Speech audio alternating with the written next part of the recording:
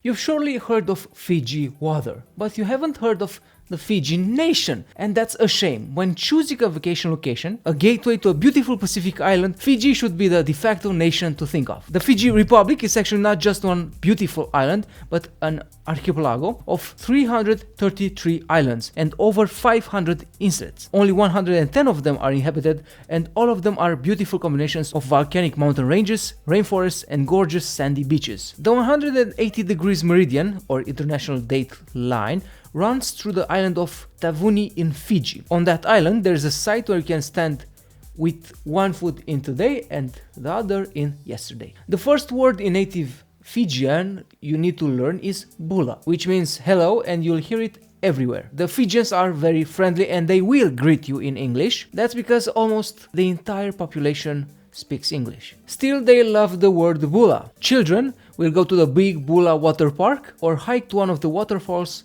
or caves on the islands. The original settlers of Fiji, who came to the island over 5,000 years ago, are now called the Lapita people, but were originally Polynesians and Melanesians. Fiji's first settlements were started by voyaging traders, and the first Europeans to land and live among the native population were shipwrecked sailors. Fijians were formidable warriors who built some of the finest boats in the Pacific in their day and time. They called their home Viti, but nearby island Tonga called it Fisi. Captain James Cook was the first to pronounce it as Fiji, and his writings promoted that name. Fijians were also fierce cannibals who were known for their practice of eating their enemies and making human sacrifices. The ferocity of their lifestyle deterred European sailors from going anywhere near their coastal waters. Fijians now regard those years as Nagona ni Tevoro, the time of the devil. With the arrival of Christian missionaries, cannibalism began to wane. Unfortunately, the last known victim of cannibalism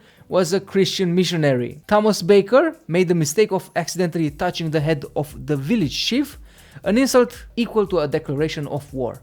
He lost the battle. The Dutch and the British began to explore the islands in the 17th and 18th centuries. In 1874, the British subjugated Fiji, as they do, as a colony, and began the large-scale cultivation of sugarcane there in the 1880s. In order to not interfere with the Fijian native way of life, contract labor from India was brought in to work in the sugar plantations. Over 60,000 intended workers arrived before the practice ended in 1920. Later, these Indian transplants would lead to conflicts in the island's government. After 96 years of British rule, Fiji became independent in 1970 but remained part of the British Commonwealth. In 1987, a military dictatorship took over the country to prevent an Indian-dominated party from controlling the government. This triggered a large exodus of Fijian with Indian origin from the country. Today, the population is still great in Indian numbers, with 40% of the population being of Indian descent. Fiji continued to be controlled by one military coup after another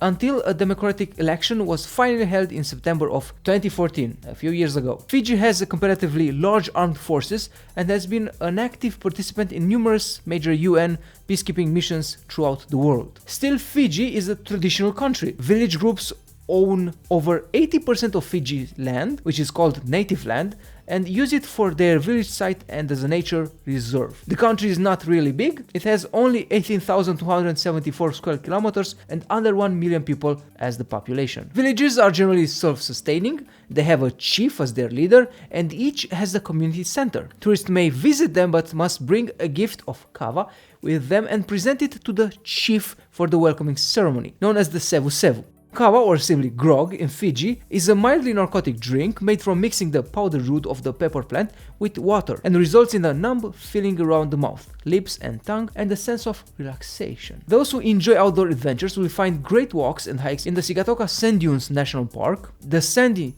Natadola Beach, or the Levana Coastal Walk from the beach to the waterfall. There are also several zip lines opportunities available. You can hire a boat to spend the day on the water, diving in the Great Astrolabe Reef coral reefs, and snorkeling around the beaches. To this day, Fiji's main source of foreign exchange are sugar exports and its thriving tourist industry, which, along with its abundance of minerals, fish and forest, give it one of the most developed economies in the Pacific. You can feed young sea turtles in the Kula Eco Park. You can also hold iguanas and young snakes there. Don't be afraid of the Fijian snakes. There are no venomous snakes in Fiji. Around 500 years ago, fire walking originated on the islands. It's still practiced as a ceremony today on cultural shows that appeal to tourists. You should visit the Garden of the Sleeping Giant to see the orchids or experience the Sebeta Hot Springs and mud pool in Nadi. You can also buy pottery made by Fijian girls. They learn to craft pottery as well as weave baskets and mats, while boys learn to carve kava bowls, war clubs, spears, and the always popular wooden fork. These are also sold to tourists as relics of Fiji's days of cannibalism. Visitors are welcomed with white talc powder on their faces and leis of flowers and leaves from the villagers. Ladies should leave their jeans at home and wear modest clothing, like a traditional Fijian sarong or a sulu, to show respect for the residents and the chief. Also, only the village chief is allowed to wear a hat or sunglasses. You must remove yours, please, in order to not offend him. You may also be required to remove your shoes in order to enter homes or other buildings. The village women play a game on the New Year's Eve called Kick the Orange. Played by two teams, the winning team must give gifts of new garments to the members of the losing team, so there is really an incentive to lose, not to win. Speaking of the Fijians' love of gift giving, the most precious gift of all to give on a ceremonial occasion is sperm whale teeth, presented of course with a long and formal speech, not just in a box. The Meki is a celebration of culture through traditional storytelling and dancing using songs that is performed at Fijian festivals. It's performed even more frequently during cultural shows at tourist resorts. Rugby is a national obsession. The national rugby team used to perform the thibi before their matches.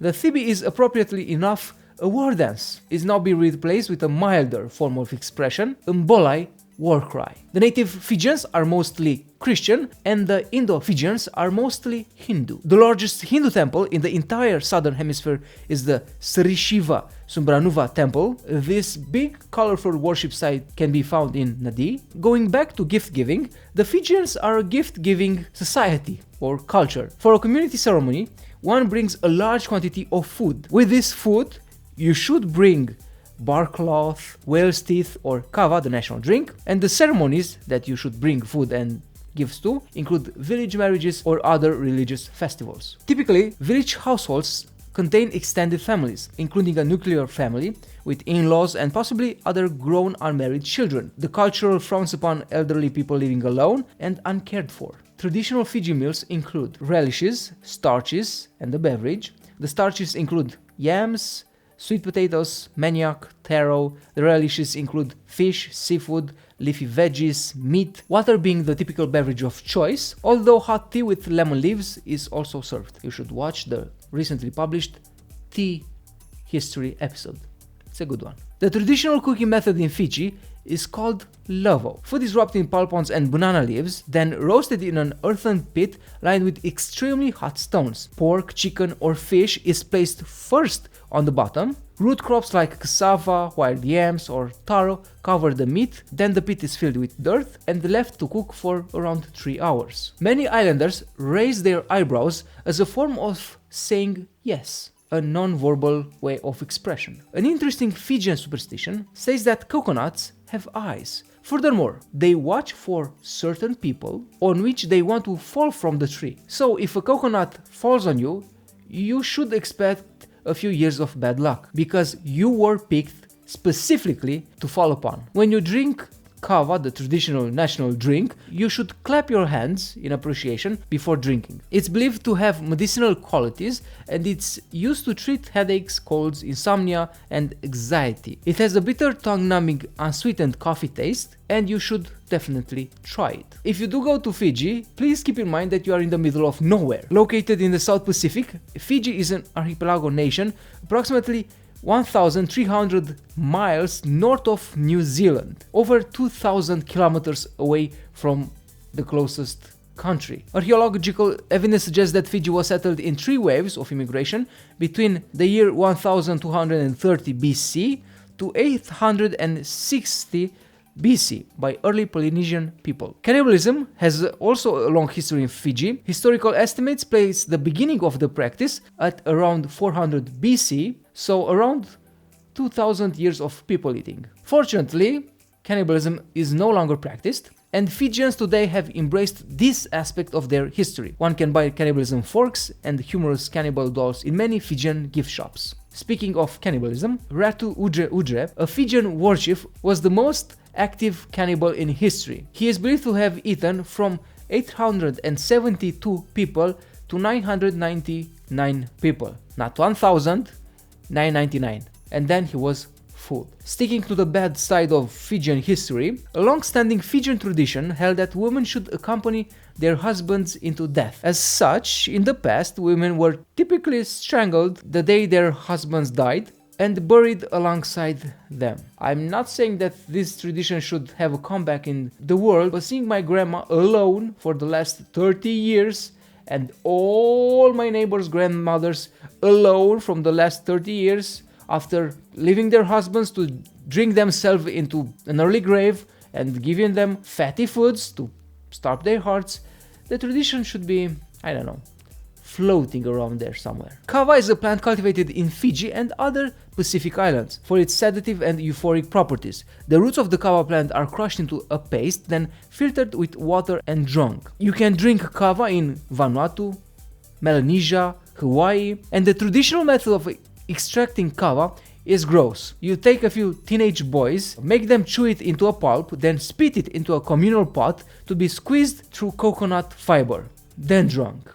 One of the traditional ways to enjoy kava is to drink it in the evening and then enjoy the beauty of the ocean or sunset, an experience said to be enhanced by the kava's euphoric effects. Over half the population of Fiji is native Fijians. Indians are the next largest demographic, making up 2/5 of the country. The vast majority of menial physical tasks on Fiji have traditionally been seen as women's work, with men performing more exciting or momentous tasks such as waging war or building houses. Fiji is fairly religiously diverse, with most native Fijians being Methodist.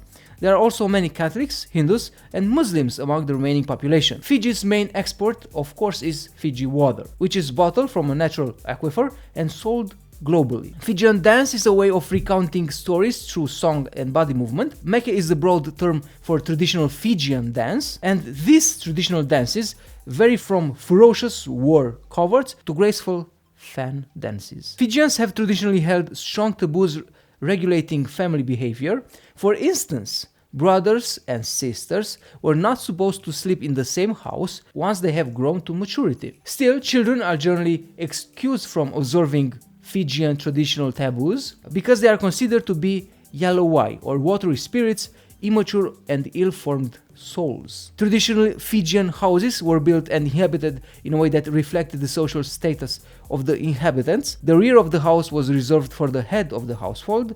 It was considered socially higher than the front of the house. In 1808, Fijians still ate people, and William Lackerby said that in war they are fearless and savage to the utmost degree, but in peace their disposition is mild and the affection they bear towards their relations is very seldom found among Europeans. Still, human sacrifice was a common practice throughout Fijian history. During the construction of temples devoted to their gods, people would be sacrificed at various stages of the construction and the bodies eaten by the living. The missionary that was eaten was a Reverend Thomas Baker, a Methodist missionary who visited Fiji in the 1860s. Unfortunately, he got himself killed and eaten by the natives after accidentally offending one of the chieftains. In 2003, the Fijian descendants of the cannibals who ate the Methodist missionary Thomas Baker formally apologized to Baker's descendants. And according to historical records, Fijians did not eat human flesh for the sake of it. If a person died of natural causes, the person was just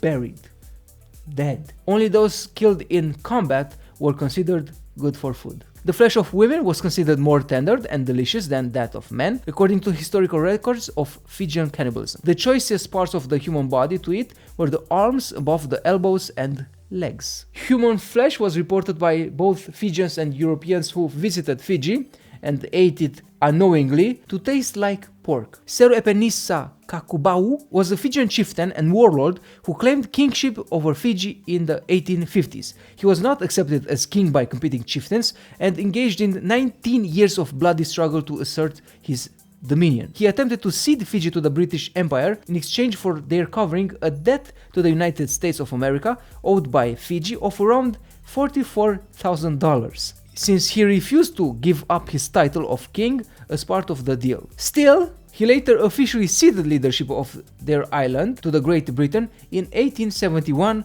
marking the beginning of the British colonial rule. Fiji is a beautiful, natural, diverse country with over 800 species of plants found nowhere else in the world. The most famous of these plants is the Thajimuchia flower, which only grows on a single mountain ridge on the northern island Tevuni. And according to legend, the ruby red petals of the plant were formed from the tears of an ancient Fijian princess. For many Fijians, it features in tales of romance and heartbreak, also appearing on Fiji's $50 bill. Fijian soldiers fought side by side in the British Army during World War I and II. They were warriors. After 96 years of British rule in 1970, Fiji regained its independence, but there were coup d'etats after coup d'etats. There was a great deal of political turmoil. In 1987, 2000 and 2006, you had military coups. The two largest islands of Fiji are Viti Levu,